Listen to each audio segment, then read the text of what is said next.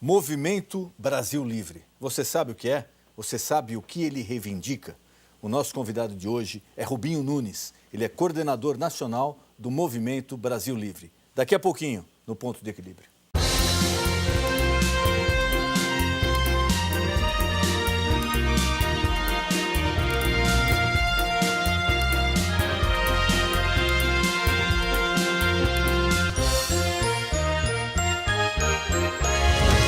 E hoje, nas ruas de São Paulo, vamos saber a opinião das pessoas sobre mobilização social. Você é a favor das manifestações contra os políticos? Contra os políticos, sim. Eu acho que a parte da corrupção, né, virou uma doença no país, né, e isso, independente do partido, eu acho que tem que ser feito, sim, contra os políticos. A favor contra os políticos eu sou. Não, depende do político. Uns eu sou contra, outros eu sou a favor do político. Contra os políticos corruptos, sim. Sou a favor, sim. E você acha que as manifestações de rua têm ajudado o Brasil? Eu acredito que não. Sempre ajuda, porque o político, ele visa o voto. E se não tiver o voto, ele não existe. Então, a única coisa que o político teme é o voto e ser deposto por uma força militar ou outra qualquer. Eu creio que sim, porque é sempre uma forma de pressão, né? Porque se todos ficam quietos, de certa forma estão aceitando o que está no sistema. Então, eu acho que a manifestação é sempre uma pressão contra os políticos, né? Sim, tem ajudado muito. Tem incentivado bastante, né? Mas eu acredito que sim. Você acha que os corruptos se assustam com as manifestações populares? Não. Eles se assustam com a justiça. Com certeza. Bom, se assustar, eu não sei, né? Porque acho que, de certa forma, eles estão acostumados com isso, né? Com essas pressões. Eu acho que não, porque eles estão com o bolso cheio. Minha filha não vão se assustar nunca. Acho que não muito. Acho que não muito. E além das manifestações de rua, o que você acha que o povo pode fazer para ajudar o país? Essas manifestações ajudam bastante e acho que cada um se conscientizando é um grande caminho. Eu acho que as manifestações são muito válidas. Hoje, as redes sociais, né, esse tipo de coisa, internet, né, e as mobilizações, né, de uma forma geral, acho que são válidas, sim. Eu acho que deveria de haver união, que é para poder, pelo menos, limpar um pouco essa sujeira que a gente tem, né? O povo ele tem que, primeiro, se instruir mais, porque o nosso povo ainda está muito fraco. Ele precisa se instruir politicamente para aprender o que é bom. Eu acho que a manifestação é a melhor opção, né? Mas desde que seja uma manifestação pacífica, né? Você não pode perder no programa de hoje o pastor Denis Munhoz, seu convidado, falando um pouco mais sobre mobilização social. Rubinho Nunes é advogado graduado em Direito e Ciências Sociais pela PUC de Campinas.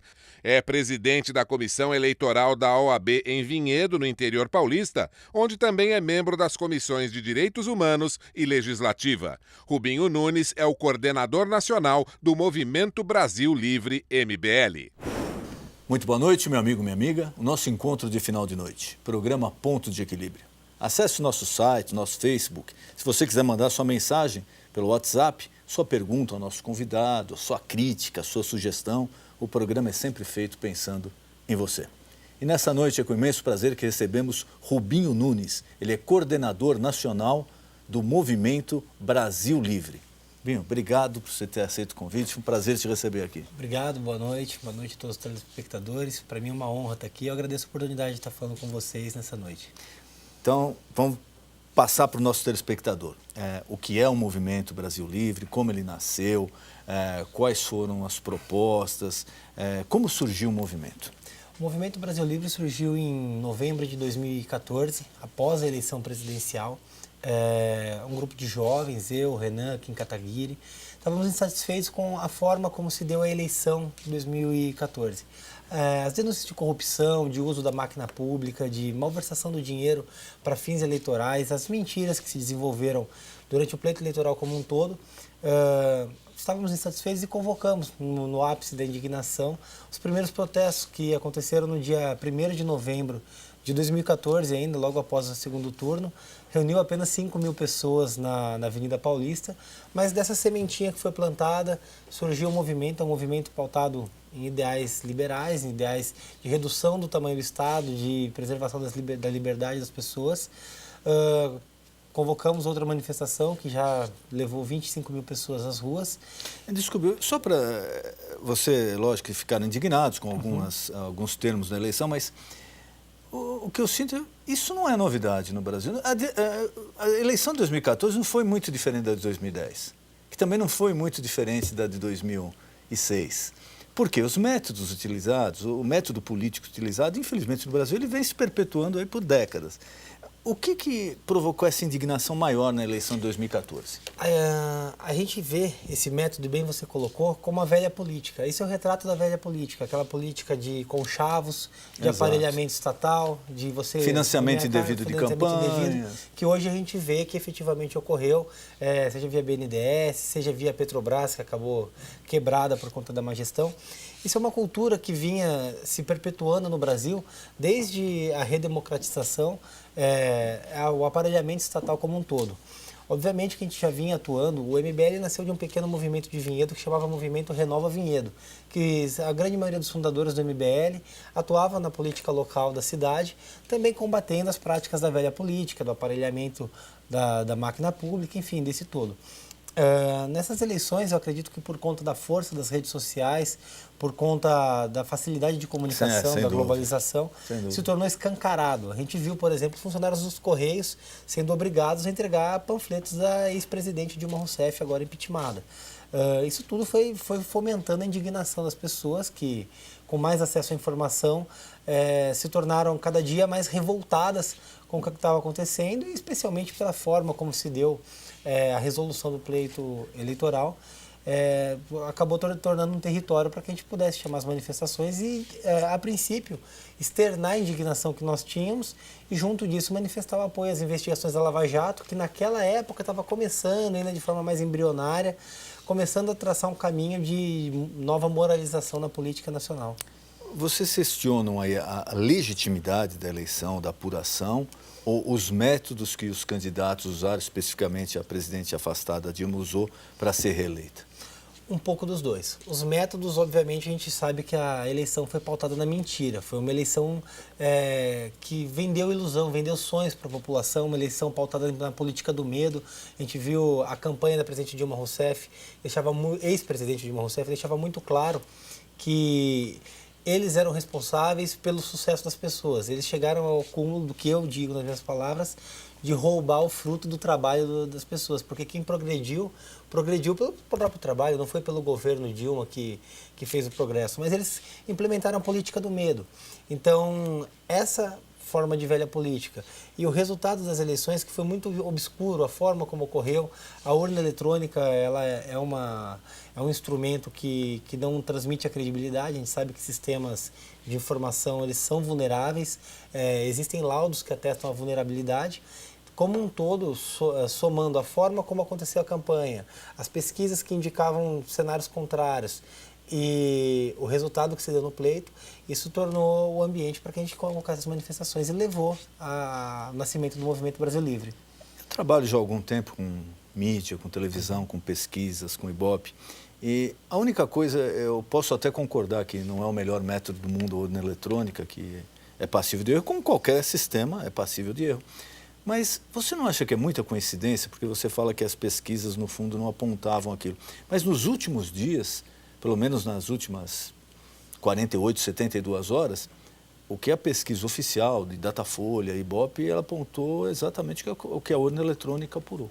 Nas últimas horas, sim, mas se a gente tomar por base, por exemplo, o que foi apurado nos últimos dias, do ex-presidente Lula, por meio de gravações apontando que o Datafolha colocaria ele como o melhor presidente da história, a gente vê comprovado que existe uma vulnerabilidade, inclusive nas pesquisas, quanto à credibilidade delas, que é consideravelmente questionável, especialmente porque a gente olhava várias pesquisas que davam discrepância na reta final.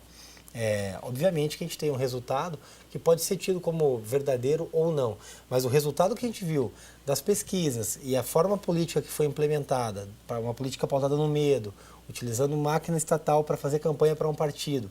Isso deixou muito claro que, na pior das hipóteses, ou enfim, no melhor dos cenários, o PT, por mais que as urnas, se tivessem sido corretas, ele utilizou de forma errada, de forma indevida a máquina pública. Realmente, a utilização da máquina pública, eu só fico restrito a esses números, porque eu acompanhei muito de perto, principalmente as últimas 72 horas. Né?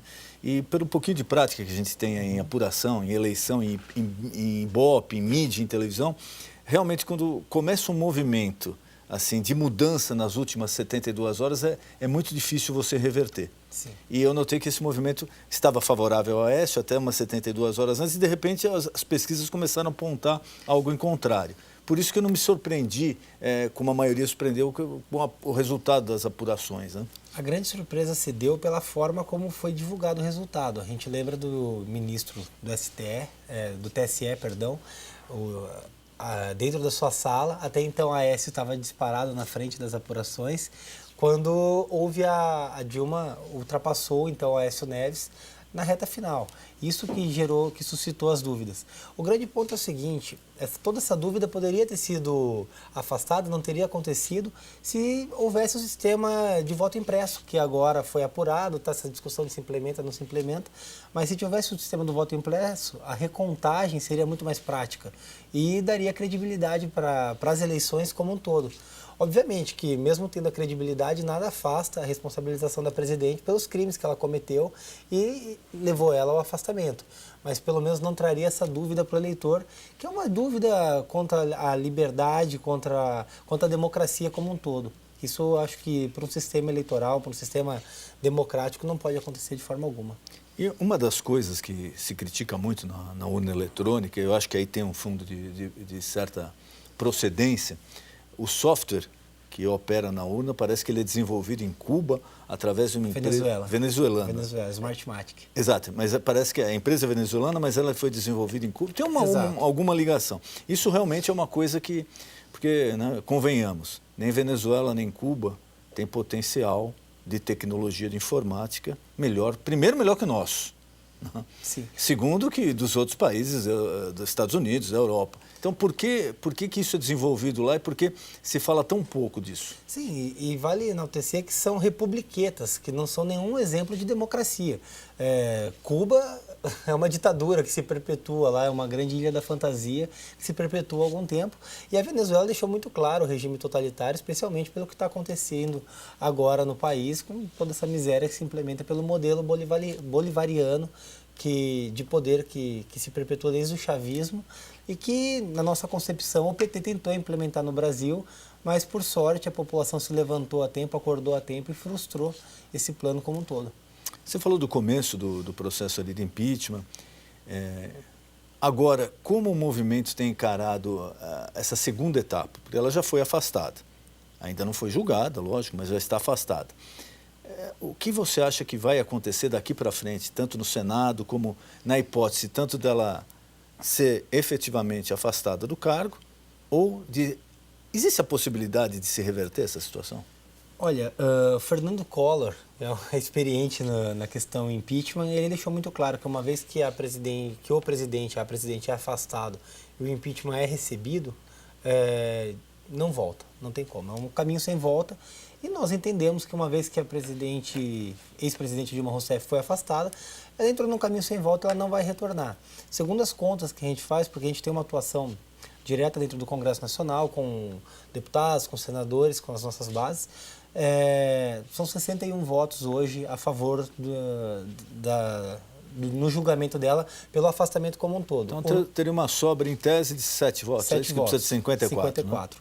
Né? Isso já ficou muito claro na votação do recebimento, onde o número, mesmo faltando alguns senadores, não me recordo o nome deles agora, mas que deixaram muito claro que já tinham o excedente pelo afastamento dela. Então, superada essa questão, nós acreditamos que ela não retorne. Acho que nos próximos dias, semanas, deve ser votado e ela vai ser afastada, vai ser impeachmentada efetivamente.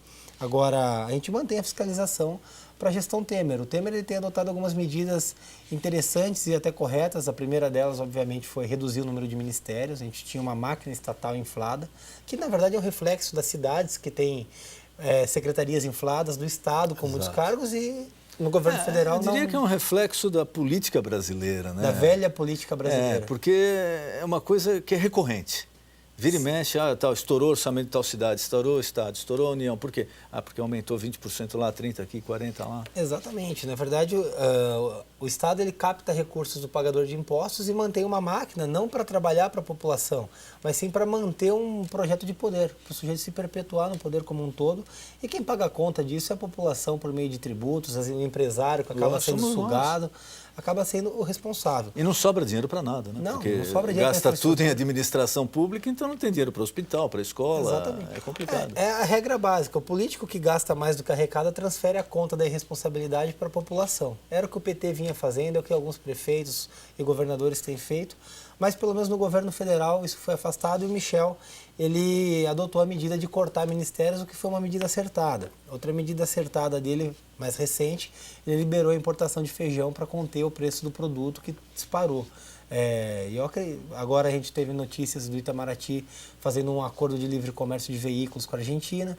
Então medidas como essa acho que incentivam o mercado e vem a regular a economia e a balança como um todo. Espero que isso se torne uma política dele após ser efetivado como presidente, não apenas como presidente interino. De toda forma, o movimento ele vai continuar com a sua atuação, fiscalizando não só apenas a presidência da República, mas governadores e prefeitos, e atuando pela redução da máquina pública como um todo, pela diminuição do tamanho do Estado, para dar um gás para a população como um todo, porque o dinheiro ele tem que ficar na mão de quem deve, que é de quem produz, de quem trabalha, Exato. E não na mão de burocratas. E como é feita essa fiscalização? Como o movimento atua? Por exemplo, nós conversamos aqui, eu acho que isso daí é unanimidade. Se você parar aqui 10 pessoas na rua, as 10 vão te falar, o Estado é inoperante, ele é caro, falta dinheiro para coisas básicas como saúde, educação, transporte, saneamento básico. Mas como a gente fiscaliza? Eu acho que o sistema eleitoral brasileiro, ele dificulta essa fiscalização. Sim, o brasileiro culturalmente ele não se envolve na política como deveria se envolver. Acho que a fiscalização principal ela deve partir da população, ela deve participar ativamente da política. A mudança se faz por meio da política. Ela tem que participar das sessões da Câmara Municipal, tomar o cuidado de verificar o que o prefeito está fazendo, quantos secretários, quem são os secretários. A gente vê, muitas vezes, pessoas investidas em cargos públicos que não têm capacidade nenhuma. Você coloca um sujeito na Secretaria de Administração, por exemplo, que não tem curso superior, não é administrador. Então, esse é o primeiro e às vezes ponto. retiram, né? Porque para quem escuta, fala, essa pessoa é um superdotado, né? Porque eles retiram ele da Secretaria de Transporte e colocam na Secretaria da Saúde. Sim. Quer dizer, ele era muito bom em transporte e excelente em saúde. São as pessoas que são versadas em tudo, mas não sabem nada. Exatamente. Só que o gozado é que na área particular, na empresa privada, ele nunca conseguiu um emprego nem no transporte e nem na saúde. Quer dizer, ele não é tão bom assim. Exatamente. Ele não presta para a indústria privada, que é quem produz, que é quem arrecada. Mas para o Estado, ele é um gênio... Precisa acomodar. Ele fica acomodado. Esse é o maior sintoma de um governo inoperante, aparelhado e ligado a esquemas de corrupção. Porque um governo que não presta atenção no interesse da população, na finalidade, na eficácia do trabalhador, mas sim no interesse político dele, ele está voltando as costas para a população e está virando os olhos somente para o próprio umbigo, para o interesse dele. E é contra esse tipo de situação que a população tem que fiscalizar. Mas não só isso. O recall, a fiscalização tem que ser feita nas urnas. Esse ano a gente tem eleições municipais e eu tenho para mim que vai ser uma pá de cal em cima do PT esse ano. O Partido dos Trabalhadores se transformou num estigma de corrupção. Então qualquer candidato que esteja em qualquer partido, no partido do PT ou em qualquer coligação que tem o PT, ele já vai trazer consigo a marca de tudo isso. Só que não para por aí, a corrupção ela exacerba o PT, ela vai para outros partidos. Lógico. Obviamente que a gente tem que analisar a base, que é a base do PT, é uma base socialista, uma base avessa aos valores da sociedade brasileira como um todo. Mas a gente tem que analisar o político, o histórico dele, o que ele fez, de onde ele veio, por que ele está ali. E a população, eu acredito que, especialmente por conta das redes sociais, por conta do acesso à internet, da globalização, ela tem acesso a esse tipo de informação e eu acho que o voto passa a ser um pouco mais consciente. A história ela se divide em tempos, em períodos. Eu acho que o período da velha política está acabando. Ele começa a se encerrar em 2016, nessas eleições.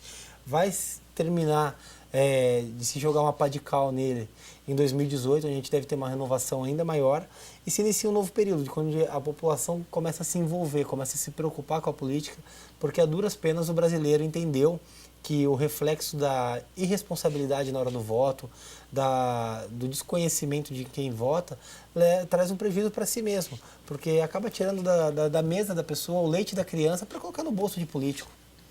O movimento não é ligado a nenhum partido político? O movimento ele é um movimento suprapartidário. Tá? Nós permitimos que membros saiam candidatos, a gente acredita que a mudança se faz por meio da política, mas ele não tem ligação direta a um partido. Você não pode falar, olha, o MBL é ligado ao partido tal. Nós temos contatos e um relacionamento próximo de acordo com causas com alguns partidos. Por exemplo, o MBL foi responsável por criar o que ficou conhecido como Comitê Pró-Impeachment. O que foi o Comitê Pró-Impeachment?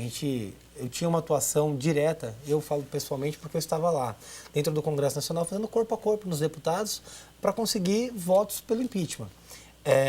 Dessa movimentação se criou um comitê onde tinha lideranças do PSDB, do PMDB, do DEM, do Solidariedade, do PPS. Isso foi uma movimentação suprapartidária com liderança do Vem Pra Rua também, para que acontecesse o impeachment, que ele fosse efetivado e que a gente tivesse o resultado que nós tivemos no domingo da votação. Essa é a relação que o MBL tem com partidos, essa é a proximidade, de acordo com causas. Você acredita que se não fosse aquela briga do Cunha com o PT, teria passado o impeachment?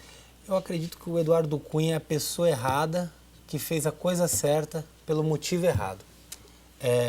Eu tenho para mim que o Eduardo Cunha, ele foi uma peça fundamental no impeachment, só que ele não agiu pelo bem da população, ele não agiu porque ele sabia que a presidente Dilma agiu de forma leviana e irresponsável, de forma criminosa, porque o PT atuou como uma verdadeira quadrilha.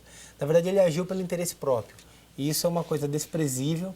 Felizmente, culminou na saída da presidente Dilma Rousseff e hoje o Eduardo Cunha está sendo responsabilizado pelos crimes que ele cometeu, como tem que ser feito com qualquer bandido que venha a cometer algum delito. Obviamente que se tivesse uma pessoa ali um pouco menos cautelosa ou que desconhecesse tanto o regimento interno, eu acho que a gente teria uma dificuldade muito maior para efetivar o impeachment. Então, aquele brocado que eles brigaram, isso vários políticos falaram que o Cunha chegou a afirmar, né? Eu vou sair, mas ela vai sair antes de mim. Foi mais ou menos regido por isso? Eu penso que sim. E ficou muito claro. Ele saiu, ele foi afastado, ele deve ser condenado e levou a Dilma com ele. E antes, né? E antes. Quer dizer, o processo da presidente afastada ainda não acabou, mas a tendência é que seja mantido esse afastamento. A tendência é que seja mantido. Eu acredito que vá ser mantido o afastamento, pelo que eu já coloquei aqui. A gente já calcula que tenha pelo menos 61 votos pelo afastamento de Dilma Rousseff. O movimento, ele é contra ou a favor da reeleição? A reeleição, na forma como ela está agora, nós somos contrários. A política como ela está, o movimento se coloca contra. A reeleição ela se tornou, na verdade, uma forma de perpetuação. A reeleição ela deve ser vedada, nós nos colocamos contra. Acho que o político ele tem que se preocupar com a gestão dele, ele tem que atuar pela própria gestão. E depois ele sai e depois se candidata a outra coisa, a outro cargo. Mas... porque senão no meio do mandato ele já está trabalhando pela reeleição. Exato, a gente entra no sistema que o cara ele assume a função pública, o político, ele exerce 2 anos e já começa a fazer a campanha para a próxima eleição dele. Exato. E ele entra naquela situação que a gente conversava, ele deixa de voltar os olhos para a população, para a administração e passa a voltar os olhos para si e para o interesse pessoal, de se manter no poder. Mas isso a todos os níveis, porque eu te pergunto pelo seguinte, políticos vieram aqui, cientistas políticos, e alguns são mais radicais, eles acham que não deveria existir a reeleição nem para vereador, nem para deputado estadual, nem para deputado federal. Não só não existir para governador e para presidente, para prefeito, deveria ser também para vereadores, deputados estaduais, federais e senadores. Você também concorda com isso? Nesse ponto é uma posição muito pessoal minha. Eu acho que a gente tem que separar executivo de legislativo. O executivo é quem tem a caneta, é quem emite o contra-cheque, é quem empenha a despesa como um todo. Então o executivo ele tem que voltar os olhos dele para execução de obras, para investimento em infraestrutura. A função do legislativo numa Câmara Municipal, por exemplo, é fiscalizar o executivo. A função de um deputado estadual é legislar de acordo com a Constituição estadual e que a Constituição federal determina. A função de um deputado federal também é legislar. Eu penso que para o legislativo pode ser mantido o sistema de reeleição, que eu não vejo problemas maiores. Até porque é proporcional com um número maior de vagas, o que permite uma reciclagem. A gente vai vendo renovação temporal de acordo com os anseios da população. Agora, o executivo, que é quem fica incumbido de investir o dinheiro, de empenhar recursos da população, esse sim deve ser vedado à reeleição. E o financiamento de campanha? Nos termos agora, se mudou a lei, a empresa não pode, a pessoa jurídica não pode mais doar para a candidatura, para a campanha, mas a pessoa física tem dentro de um limite. Você acha que melhorou ou pode melhorar mais? Na verdade, eu acho que piorou. Piorou? Piorou. Primeiro ponto, vamos começar por baixo. Eu me coloco contrário ao fundo partidário. Vamos partir lá de trás. Só para o fundo partidário é uma verba, o dinheiro seu, né, de imposto que o governo distribui para os partidos justamente para isso, para a eleição, para a manutenção dos partidos. É uma verba chamada fundo partidário, que triplicou, né? Nesse ano. Na verdade, serviu de moeda de troca para Dilma Rousseff no final de 2014, que ela aumentou o fundo partidário em troca de aprovação das contas dela, de uma flexibilização. A gente teve esse tipo de informação.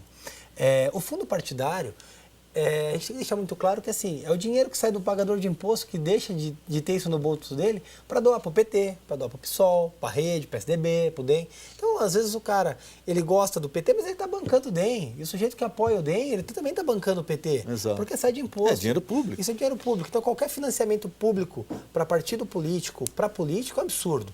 A gente não pode admitir. Agora, voltando à pergunta que você colocou, o financiamento de campanhas da forma como ele foi feito agora é um absurdo. Na verdade, o PT ele é campeão de vender mentiras por meio do politicamente correto. O que ele fez, na verdade, o PT é um partido que a gente sabe dos recursos dele fora do país, a gente sabe o que ele fez. Ficou muito claro, por conta do deslinde da Operação Lava Jato, que o PT tem contas no mundo todo, enfim. São políticos condenados, políticos presos. Se você for tesoureiro do PT, você tem praticamente um passaporte para a cadeia, que já são 3 que estão presos. Então fica muito claro que o PT tem recursos de Caixa 2. E com isso, na minha visão do cenário político como um todo, ele instituiu um meio de utilizar do Caixa 2 para se colocar em vantagem perante os outros adversários, que no âmago de fazer uma campanha correta vão receber dinheiro somente de pessoas físicas, limitados a 10% da última declaração de imposto de renda, vai diminuir o valor da campanha.